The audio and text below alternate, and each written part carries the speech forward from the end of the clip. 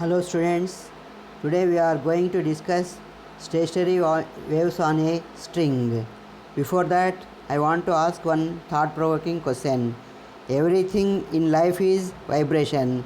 This is a quotation given by Albert Einstein. Give examples where you can observe vibrations.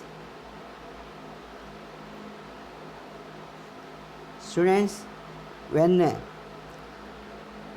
the string is vibrating with P loops, the frequency of vibrations Fp is given by P by 2L into under root T by mu. Observe the equation. Frequency Fp is given by P by 2L into under root T by mu. From this we can get three laws. One is related to frequency and length. How can we write the relation? You have to observe.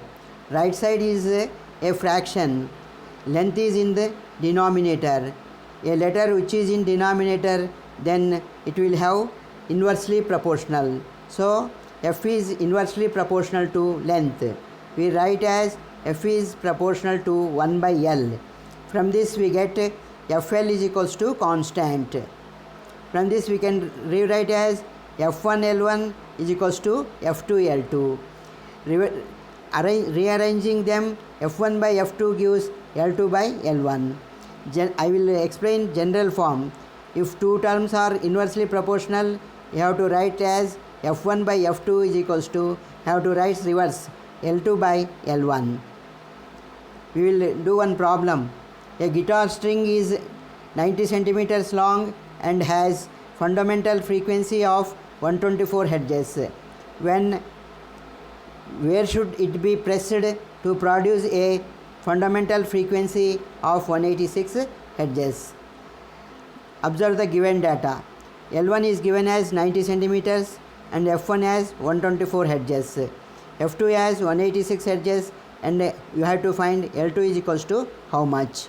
We know the relation F1 by F2 is equals to L2 by L1. From this we can rewrite L2 as F1 into L1 by F2. Substituting the given values, we will get 124 into 90 by 186. That is equals to 60 centimeters. So that in this given equation we have four unknowns. In any problem he will give three values, and you have to find the fourth one which is unknown. This is the general process. Keep always watching my videos.